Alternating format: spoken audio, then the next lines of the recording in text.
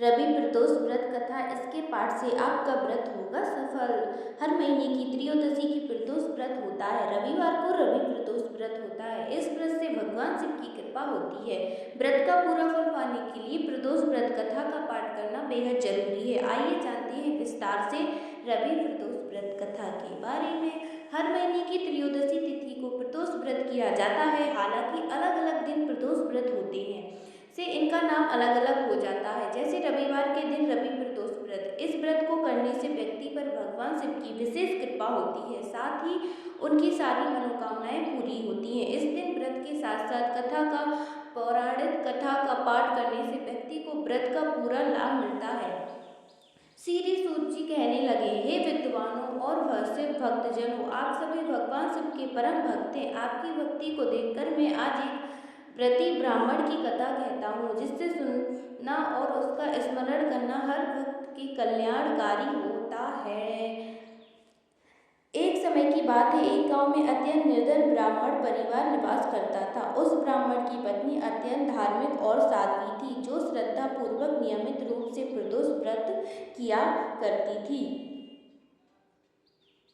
इस दाप्ती का एकमात्र पुत्र था, जो उसका परम प्रिय था। इस दिन वह बालक गंगा स्नान के लिए गया। रास्ते में दुर्भाग्य से कुछ डाकुओं ने उसे घेर लिया। उन्होंने बालक को धमकाते हुए कहा, हम तुझे हानि नहीं पहुंचाएंगे, लेकिन तू हमें अपने पिता के छुपे हुए धन के बारे में बता दे। बालक ने डरते हुए और विनम्रता से उत्तर दिया, बंधुओं, हम अत्यंत निर्धन हैं, हमारे पास छिपाने कुछ भी नहीं है। चोरों ने संदेह पूर्वक पूछा, फिर ये पास में तेरी पोटली में क्या है?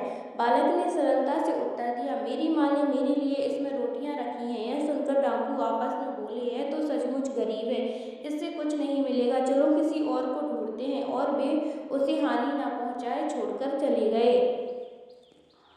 बालक आगे बढ़ते हुए एक नगर पहुंचा। नगर के बाहर एक विशाल बरगद का वृक्ष था। थकावट के कारण वह बालक उसी वृक्ष की छांव में लेट गया और वहीं सो गया। उसी समय नगर के सिपाही डाकुओं की खोज में वहां पहुंचे। उन्होंने उस सोते हुए बालक को देखकर संदेहवश उसे चोर समझ लिया और बंदी बनाकर राजा के समक्ष प्रस्तुत किया। राजा ने बिना जांच पड़ताल किए बालक को कारागार में डालने का आदेश दे दिया।